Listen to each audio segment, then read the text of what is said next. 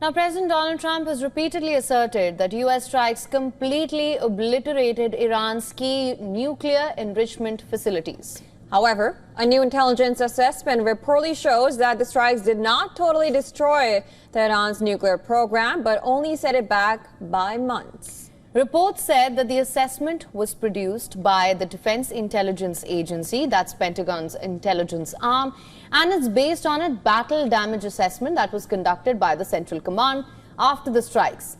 Reports citing multiple people aware of the assessment claim that the U.S. strikes did not in fact destroy Iran's stockpile of enriched uranium, while over a dozen bombs were dropped on two of the nuclear facilities, that's Fordo and Natanz enrichment complex.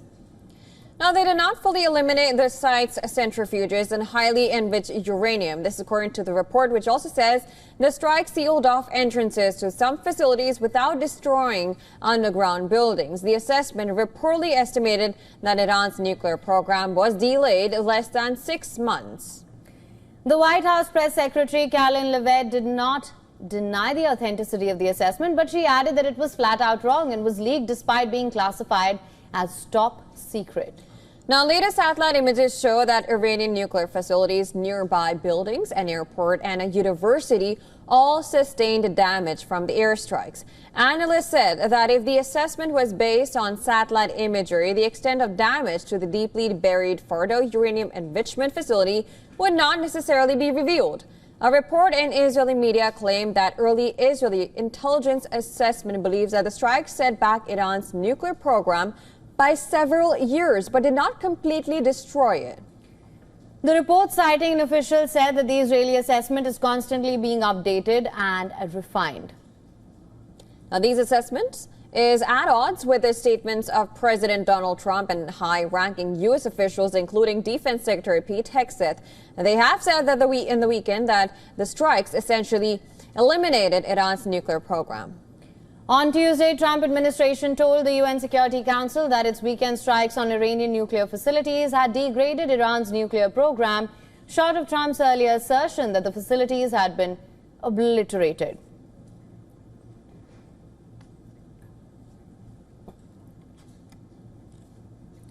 All right, for more on this, we're now being joined by Ron Lido, former U.S. military officer, former CIA contractor, and former intelligence and operations officer, Pentagon, currently Chief Executive Officer of Miami Intelligence Agency.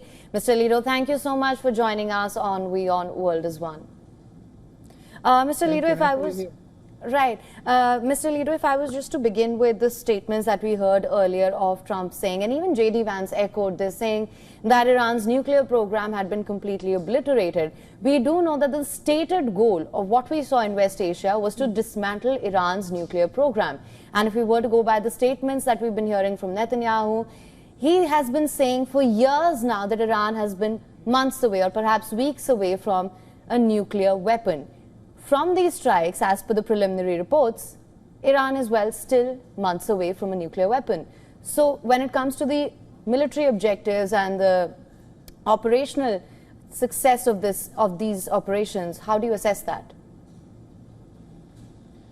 Well, right now, we don't know for sure what is on the ground, what the results are. We will have to wait until independent third-party people will go over there, especially from international organizations, and give us an assessment. But right now, all intelligence is conflicted. Obviously, Trump wants to say to the people in the United States that this operation was great and amazing and accomplished everything, and no further operations are needed. Obviously, Israel will very soon say that they still need to destroy more. Israel, we cannot trust any intelligence that Israel gives, because all the intelligence that Israel gives to the war is basically just talking points in their own interest, public affairs. They have political goals, and they manipulate all intelligence they give to the war based on their war view, on their personal, in their national objectives. So it's not trustable at all. So we will have to wait until third parties give us a more neutral assessment. And obviously Iran also will say that the damages were minor, that the program's still alive, etc.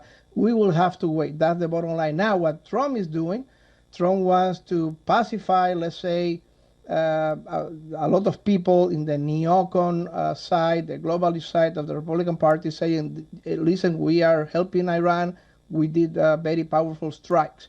But at the same time, he doesn't want to extend this war. He doesn't want to go beyond this. He wants an immediate ceasefire, and he wants an end of all military operations, because if he doesn't do that, then he risks the anger of his MAGA base, the paleo-conservative MAGA base that voted for Trump, because he promised that he will not start new wars, that he will end wars, and he doesn't want this to continue. He wants to put a full stop as soon as possible, because he fears a big divide between the globalist neocon side of the Republican Party against the MAGA base of the Republican Party, the paleoconservative side. So he wants to stop this as soon as possible.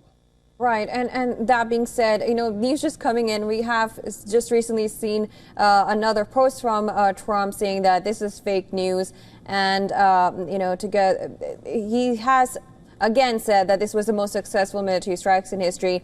The nuclear sites in Iran are completely destroyed. Now, I want your assessment on the fact that is that even a possibility to destroy, completely obliterate these nuclear sites? Is that even a possibility with these strikes that U.S. conducted? Yes, it's possible from the military viewpoint. Yes, these facilities can be destroyed, and because of the open source evidence that I see, the unclassified evidence I see on the press, these facilities were very much destroyed or almost destroyed. What we don't know is what was inside at the moment of the strikes, because these strikes have been telegraphed for the days, perhaps weeks. So we don't know if the Iranians remove some important components out of those sites and they place it somewhere else, or they disperse those components in other places around the country before the strikes. That is what we don't know. We don't have a very accurate assessment. I mean, the DIA is very good, the Defense Intelligence Agency. I worked as a contractor for 2 years at the DIA. They are very good at what they do. But again, without having a team of massing experts on the ground, the measurement and signature scientists, forensic scientists on the ground, and without first-hand intelligence, it's extremely hard to figure out what was there at the time of the attacks. If maybe the places were empty, maybe the places were not empty, and the damage to the nuclear program was catastrophic. We don't know yet. Again, every side is gonna spin their intelligence or their talking points based on political ideology, based on their objective. For mass consumption, public relations consumption, talking points, propaganda talking points. So we will have to wait a few weeks, perhaps months, until a third party, objective, neutral third party, give us real, accurate intelligence of what's going on the ground and how effective these strikes were. But right now, again, the most important thing for Trump is to stop this as soon as possible, because he doesn't want to divide. He doesn't want to split his base of support between the neocon establishment, globalist establishment, basically most of the people in Congress, most of the pro-IPAC, pro-intervention party, against the MAGA base, the paleoconservative, alt-right MAGA base that voted for Trump precisely because he promised not to start new wars. So right now, what Trump is doing, basically, in a very strong way, is to stop at all costs any further action, because he doesn't want his base to split. He doesn't want his base to divide. That's true. That's very true that you mentioned, and especially the fact that we don't have the reports. We can't just come to a conclusion that what's going to happen. But also, both these countries, Iran and Israel, they've been claiming victory over this. Of course, the basis happens to be the reports that come in to see if there was a damage. But on your part, how do you see this whole conflict playing out? And when they both have claimed a victory, where Iran is saying that we're going to go back to the negotiating table, it seems like it's back on point one, that they're going to be back on the negotiating table, and they're still very much adamant about the fact that they really want to go ahead with their nuclear program. Well, there is the immediate goals and there is the long-term goals. The immediate goals of Israel, according to what they said, it was to stop the nuclear program. But most than that, I think more important than that, what they wanted to avoid was any kind of diplomatic negotiation or understanding between the United States and Trump. They wanted to sabotage diplomacy between the United States. Between the United States and Iran. They don't want the negotiations that have been taking place for months. They want to stop that. Obama did a diplomatic arrangement with Iran 10 years ago, and for Israel, for the Israel goal, that's terrible.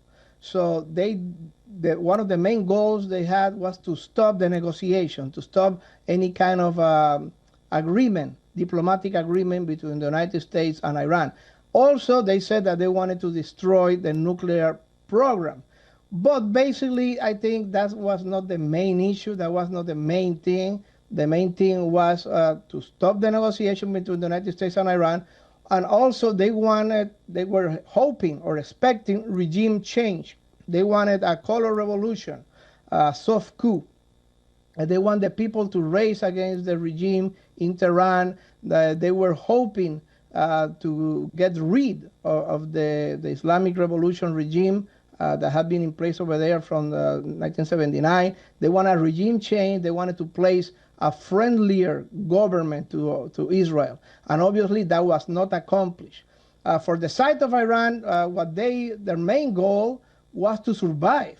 And I think they survived. I think that this is kind of a victory, a strategic level victory, despite all the terrible damage that Israel caused, and despite all the people that were murdered, the general, the scientists, the facilities, and all the losses, just by surviving, by not being victim of a regime change, color revolution like Ukraine, Maidan, February 2014, one of these very color revolutions that the United States and the United Kingdom are very, very good doing.